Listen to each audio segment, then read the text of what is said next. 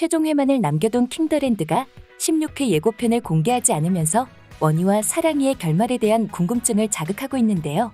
사랑이가 원희한테 떠난다는 이야기를 하면서 시청자 여러분들을 낚으려고 했지만 많은 시청자 여러분들께서 원희와 사랑이의 해피엔딩을 믿어 의심치 않는 것 같습니다. 마지막으로 구하란에 대한 이야기를 해보려고 해요. 구하란은 여전히 원희한테 날을 세우고 있었는데요. 구이룬이 구하란에게 호텔에 대한 모든 일에 손을 떼라는 이야기를 했지만 유통과 항공 쪽은 여전히 구하란이 관리를 하고 있는 모양입니다. 구이룬은 언제까지 구하란에게 킹유통과 킹항공을 맡길 생각일까요? 구하란이 킹호텔을 운영하면서 보여준 모습을 보면 구하란의 경영 능력은 구시대적이고 직원들의 고열을 쥐어짜내는 것밖에 모른다는 게 확인된 상황이잖아요. 원희가 킹호텔의 세계화 방안을 들고 나온 것에 비해 너무나도 무능력한 모습이었습니다. 만약 구하란한테 킹유통과 킹항공을 계속해서 맡긴다고 하면 그쪽 계열에 있는 직원들은 계속해서 고통에 시달릴 수밖에 없을 것 같아요. 구하란은 여전히 직원들을 일회용품으로 취급하고 있었잖아요. 평화는 로운이와 사귀게 되면서 마음의 평화를 찾은 것 같고 다을이는 도라이의 비리를 보고하면서 더 이상 직장에서 을이 아니게 되긴 했습니다.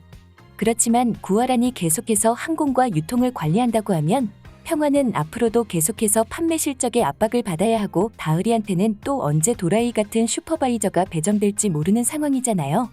다을이와 다른 판매직들은 파견직이라서 본사의 갑질에 언제고 해고당할 수 있는 입장이었습니다. 이런 상황을 근본적으로 해결하기 위해서는 둘 중 하나의 해결책이 나와야 할 것 같은데요.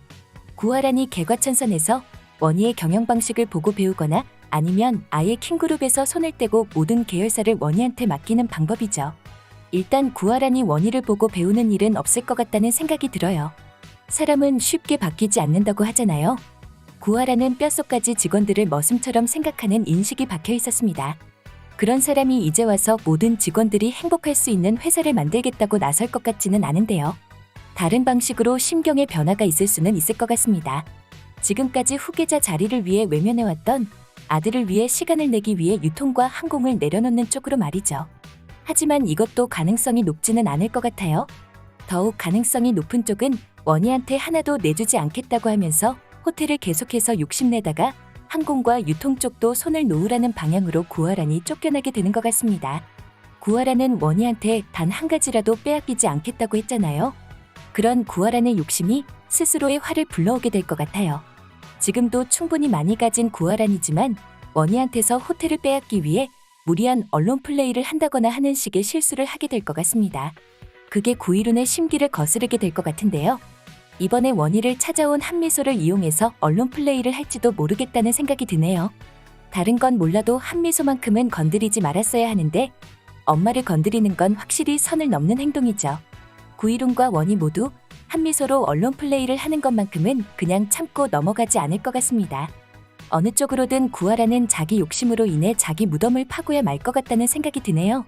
과연 마지막 결말에서 구하란의 최후가 어떤 모습일지 다음 이야기가 정말 기대됩니다. 여기까지 소심한 리뷰였고요. 혹시 실례가 안 된다면 구독해주시면 안 될까요?